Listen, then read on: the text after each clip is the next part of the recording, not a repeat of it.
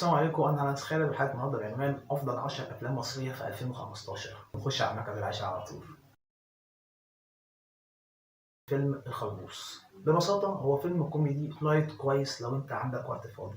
مش فيلم عظيم، مش من احسن افلام احمد رجب، بس فيلم حقيقي فعلا على مستوى الكوميديا كان موفق فيها. لو انت شفتش الفيلم وعايز تتفرج على فيلم كوميدي ارشح لك الفيلم دوت. فيلم كويس ما تاخده، ما تتفرجش عليه بسقف توقعات عالي. ادخل بعد في الكوميديا بس هتستمتع، لكن بغير كده الفيلم كان نوعا ما مقبول، بس يظل فيلم كويس. ونروح للمركز التاسع. فيلم يوم ملوش لازمة. هتقولي من أسوأ أفلام هنيدي، هقول لك نوعا ما ممكن يكون كلامك صحيح، بس يظل فيلم كويس، بس يظل فيلم مش وحش، بس يظل فيلم مش عار، يظل فيلم على الأقل على مستوى الكوميديا كان رائع. بالنسبة لي هو من أفضل الأفلام الكوميدية اللي نزلت الفترة الأخيرة، فحقيقي فعلا كان لازم يتحط في القائمة دي. كعمل كوميدي محمد هنيدي لا، لازم تتفرج عليه. أضمن لك إن هو على مستوى الكوميديا هيبقى كويس جدا. ونروح للمركز الثامن. فيلم قبل زحمة الصيف، واللي من أكتر الحاجات اللي عجبتني فيه الأداء التمثيلي بتاع ماجد الكدواني، والتصوير حقيقي فعلا التصوير كان رائع. كان فيه كمية كادرات رائعة، والريتم بتاعه كان جميل، والقصة اللي اتحكت كانت كويسة. حقيقي هو فيلم لايت حلو لو عايز تتفرج على موسيقى كويسة، على تصوير حلو، على أداء نوعا ما جميل من ماجد الكدواني. أرشح لك الفيلم ده. نروح للمركز السابع. فيلم أهواك. فيلم على مستوى الرومانسية كان جميل جدا صراحة. الأغنية اللي في الفيلم بالنسبة لي يمكن هي دي أروع شيء فيه، اتعملت بطريقة حلوة جدا واتحطت بتوقيت ممتاز، وهي أساسا أغنية عظمة من تامر حسني. فحقيقي هو فيلم كوميدي رومانسي لتامر حسني كان موفق جدا، من أفضل الأفلام 2015، ومن الأفلام الكوميديا الرومانسية اللي هتستمتع بيها جدا. فأنت ما شفتوش فايتك كتير فعلا. نروح للمركز السادس. في المركز السادس فيلم الجيل الرابع. من أكتر الأفلام اللي عجبتني كفيلم كوميدي، كطريقة سرد وكأداء تمثيلي. حقيقي فعلا كان جميل جدا، بالأخص طريقة السرد كانت حلوة جدا، وفيلم فيه كمية مشاهد كوميدية رائعة، من أفضل الأفلام الكوميدية اللي ممكن تشوفها الفترة الأخيرة، وبفكرة مختلفة وبطريقة سرد كويسة وبنهاية حلوة جدا. فحقيقي هو فيلم كوميدي كويس جدا، يستاهل إنك تتفرج عليه ويستحق المرتبة دي. ونروح للمركز الخامس. فيلم كابتن مصر، من افضل افلام محمد امام، واللي غالبا لو عملت قائمه افضل افلام محمد امام غالبا ممكن ياخد الفيلم ده المركز الاول.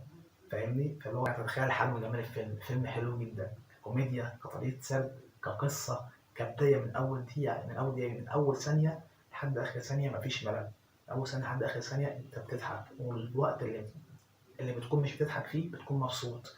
فيلم اتقدم بشكل حلو، طريقة سرد كانت جميلة، أداء تمثيلي، وفيلم حلو جدا يستاهل انك تتفرج عليه صراحة لو ما شفتوش. ونروح للمركز الرابع. فيلم شد أجزاء، ولما اتفرجت عليه ساعتها قلت يا جماعة ده أفضل فيلم محمد رمضان. وأعتقد إن رأيي ممكن ما يتغيرش لو عملت قائمة لأفضل أفلام محمد رمضان. فاهمني؟ فاللي هو فعلا فيلم عظيم. أكشن اتقدم فيه كان حلو جدا، وبالنسبة اللي هو الفيلم ده برضه نازل يعتبر من 10 سنين، ما تنتظرش أكشن عظمة إن ساعتها كان الليفل ده تقيل.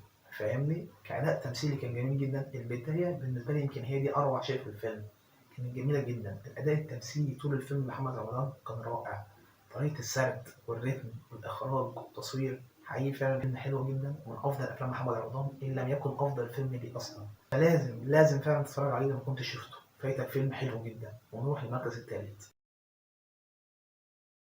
فيلم أسوار القمر، أفضل أفلام نيللي كريم إن لم يكن أفضل فيلم، من أفضل أفلام آسر ياسين إن لم يكن أفضل فيلم ليه، من أفضل أفلام عمرو سعد إن لم يكن أفضل فيلم ليه فعلا.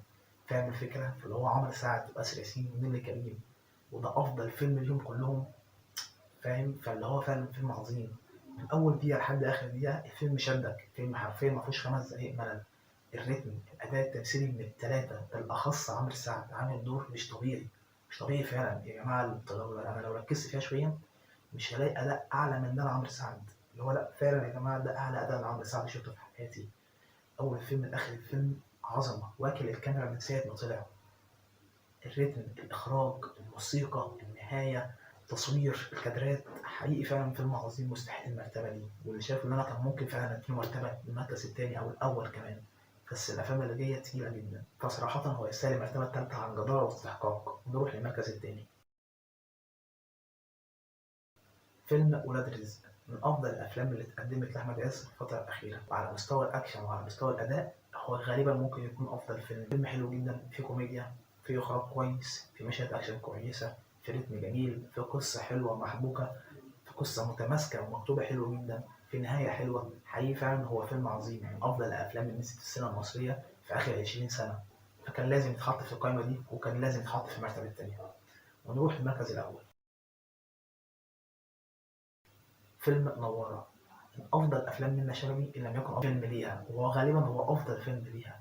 أداء عظيم عظيم بمعنى الكلمة، أداء فعلا عالمي من منة شلبي.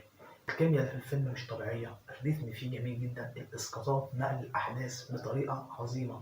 الفيلم نقل مصر بطريقة حلوة جدا صراحة، نقلها فعلا كوبي بيست. ومن أكتر حاجة اللي عجبتني فيه النهاية رائعة، كان موفق جدا صراحة. كنت بتفرج على الفيلم ده قفل بنهاية حلوة، يبقى الفيلم ده عالمي، وقفل بنهاية حلوة جدا.